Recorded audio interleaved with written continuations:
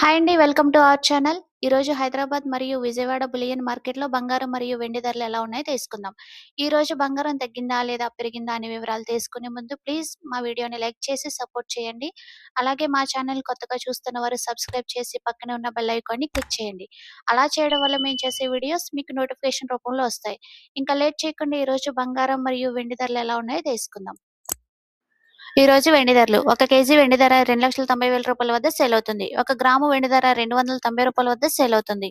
ఈరోజు బంగారం ధరలు. 22 క్యారెట్ల 10 గ్రాముల బంగారం ధరపై రూ. 1,400 తగ్గుదల నమోదు చేసుకుని రూ. 1,47,300 వద్ద సేల్ అవుతుంది.